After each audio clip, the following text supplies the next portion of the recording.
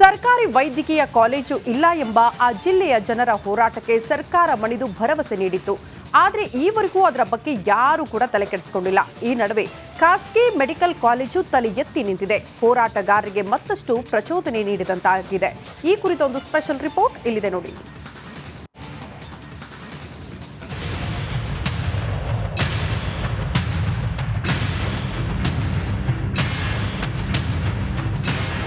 ಜಿಲ್ಲೆಗೊಂದು ಸರ್ಕಾರಿ ವೈದ್ಯಕೀಯ ಕಾಲೇಜು ಬೇಕೆಂದು ಹೋರಾಟಗಾರರು ಹೋರಾಟ ಮಾಡಿದ್ರು.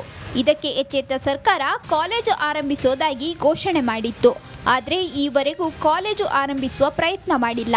ಇದರ ಮಧ್ಯೆ ಈಗ ಖಾಸಗಿ ವೈದ್ಯಕೀಯ ಕಾಲೇಜು ತಲೆ ಎತ್ತಿ ನಿಂತಿದೆ. ಇದು ಹೋರಾಟಗಾರರ ಕಣ್ಣು ಕೆಂಪಾಗುವಂತೆ ಮಾಡಿದೆ. ಬಾಗಲಕೋಟೆ ಜಿಲ್ಲೆಯಲ್ಲಿ ಕೇವಲ 2 ವರ್ಷದಲ್ಲಿ ಮತ್ತೊಂದು ಖಾಸಗಿ ಮೆಡಿಕಲ್ ಕಾಲೇಜ್ ತಲೆ ಎತ್ತಿದೆ. ಮಾಜಿ ಸಚಿವ ಎಸ್.ಆರ್. ಪಾಟೀಲ್ ಒಡೆತನದ ಮೆಡಿಕಲ್ ಕಾಲೇಜಿಗೆ ಎಂಎಂಸಿ ಅನುಮತಿ ನೀಡಿದೆ. ಇದೇ 31ರಂದು ಬೀಳಗಿ ತಾಲೂಕಿನ ಬಾಡಗಂಡಿ ಗ್ರಾಮದಲ್ಲಿ ಕಾಲೇಜು ಉದ್ಘಾಟನೆಗೆ ಎಸ್.ಆರ್. ಪಾಟೀಲ್ ನಿರ್ಧರಿಸಿದ್ದಾರೆ. ನನಗೆ ಜನ್ಮ ಕೊಟ್ಟಂಥ ಗ್ರಾಮದಲ್ಲಿ ಬಾಡಗಂಡಿಯಲ್ಲಿ ವೈದ್ಯಕೀಯ ಮಹಾವಿದ್ಯಾಲಯ ಪ್ರಾರಂಭಿಸಲಿಕ್ಕೆ ಪರವಾನಗಿ ದೊರೆತಿದ್ದು ಅತ್ಯಂತ ಸಂತೋಷದ ಸಂಗತಿ ಅಂತ ನಾನು ಹೇಳಲಿಕ್ಕೆ ಬಯಸ್ತಾ ಇದ್ದೇನೆ. ಈ ಸಂದರ್ಭದಲ್ಲಿ ಇಂಥ ಒಂದು ಮಹಾವಿದ್ಯಾಲಯಕ್ಕೆ ಗ್ರಾಮೀಣ ಪ್ರದೇಶದಲ್ಲಿ ಪ್ರಾರಂಭಿಸಲಿಕ್ಕೆ ಅನುಮತಿ ಕೊಟ್ಟಂಥ ರಾಜ್ಯ ಸರ್ಕಾರಕ್ಕೂ ಮತ್ತು ರಾಜೀವ್ ಗಾಂಧಿ ಆರೋಗ್ಯ ವಿಶ್ವವಿದ್ಯಾಲಯದ ಸರ್ವರಿಗೂ ಹಾಗೂ ಕೇಂದ್ರ ಸರ್ಕಾರಕ್ಕೆ ನಾನು ನಮ್ಮ ಸಂಸ್ಥೆಯ ಪರವಾಗಿ ತುಂಬ ಹೃದಯದ ಕೃತಜ್ಞತೆಗಳನ್ನು ಸಲ್ಲಿಸಲಿಕ್ಕೆ ಬಯಸ್ತಾ ಇದ್ದೇನೆ. ಇನ್ನು ಸರ್ಕಾರಿ ಮೆಡಿಕಲ್ ಕಾಲೇಜ್ ಘೋಷಣೆಯಾಗಿ ಬರೋಬ್ಬರಿ 9 ವರ್ಷಗಳೇ ಕಳೆದಿವೆ. 2015ರಲ್ಲಿ ಬೇರೆ ಬೇರೆ ಜಿಲ್ಲೆಗಳಲ್ಲಿ ಘೋಷಣೆಯಾಗಿದ್ದ ಸರ್ಕಾರಿ ಮೆಡಿಕಲ್ ಕಾಲೇಜುಗಳು ಆರಂಭವಾಗಿವೆ. ಆದರೆ ಬಾಗಲಕೋಟೆಯಲ್ಲಿ ಖಾಸಗಿ ಮೆಡಿಕಲ್ ಕಾಲೇಜ್ ಆರಂಭಿಸಲು ತೋರಿದ ಇಚ್ಛಾಶಕ್ತಿ ಸರ್ಕಾರಿ ಮೆಡಿಕಲ್ ಕಾಲೇಜಿಗೆ ಯಾಕಿಲ್ಲ?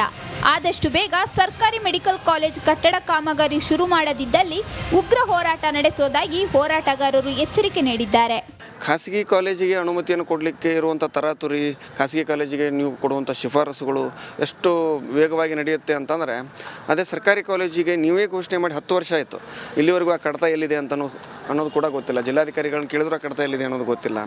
ಶಾಸಕರಿಗೆ ಆ ವಿಷಯ ಎಲ್ಲಿಗೆ ಬಂದು ನಿಂತಿದೆ ಅನ್ನೋದು ಗೊತ್ತಿಲ್ಲ. ಇನ್ನು ಮುಖ್ಯಮಂತ್ರಿಗಳು ದೂರದ ಮಾತು, ಅವ್ರ ಕೈಗೆ ಸಿಗದಿರೋ ಮಟ್ಟಕ್ಕೆ ಬರೀ ಭಾಷಣದಲ್ಲಿ ನುಡಿದಂತೆ ನಡೆದಿದ್ದೇವೆ ಅಂತ ಹೇಳೋದು, ಮತ್ತೆ ಬಾಗಲಕೋಟೆ ಜನರಿಗೆ ಮೋಸ ಮಾಡೋದು, ಇನ್ನೂವರೆಗೂ ಮಾತು ತಪ್ಪೋದು, ಈ ಕೆಲಸವನ್ನೇ ಮಾಡ್ತಾ ಬಂದಿದ್ದಾರೆ. ಆದರೆ ಸರ್ಕಾರಕ್ಕೆ ನಾನು ಮತ್ತು ಜನಪ್ರತಿನಿಧಿಗಳು ಹೇಳೋದು ಇಷ್ಟೇ: ಮುಂಬರುವ ಅಧಿವೇಶನದಲ್ಲಿ ನೀವು 2014-15ರಲ್ಲಿ ಘೋಷಣೆ ಮಾಡಿದ ಸರ್ಕಾರಿ ವೈದ್ಯಕೀಯ ಕಾಲೇಜಿಗೆ ಅನುದಾನ ಕೊಟ್ಟರೆ, ಅನುದಾನದ ಗ್ಯಾರಂಟಿ ಕೊಡದೇ ಇದ್ದರೆ ನೀವು ಎಂದೂ ಕಾಣದೇ ಇರುವಂಥ ಅತ್ಯಂತ ಉಗ್ರ ಹೋರಾಟಗಳನ್ನು ಎದುರಿಸಬೇಕಾಗತ್ತೆ ಅಂತ ಎಚ್ಚರಿಕೆ ಕೊಡಲಿಕ್ಕೆ ಇಷ್ಟಪಡ್ತೀನಿ. ಸರ್ಕಾರಿ ಮೆಡಿಕಲ್ ಕಾಲೇಜಿಗೆ ನಿರಂತರ ಹೋರಾಟ ನಡೆದರೂ ಕೇರ್ ಮಾಡೋರಿಲ್ಲ. ಅದೇ ಖಾಸಗಿ ಮೆಡಿಕಲ್ ಕಾಲೇಜಿಗೆ ಸಚಿವರು ಎಲ್ಲ ರೀತಿಯ ಸಹಕಾರ ನೀಡ್ತಾರೆ. ಇದು ಜನಪ್ರತಿನಿಧಿಗಳ ಕಾರ್ಯವೈಖರಿಗೆ ಹಿಡಿದ ಕನ್ನಡಿಯಾಗಿದೆ. ಸಿದ್ದು ದುತ್ತರಗಾವಿ, ರಿಪಬ್ಲಿಕ್ ಕನ್ನಡ, ಬಾಗಲಕೋಟೆ.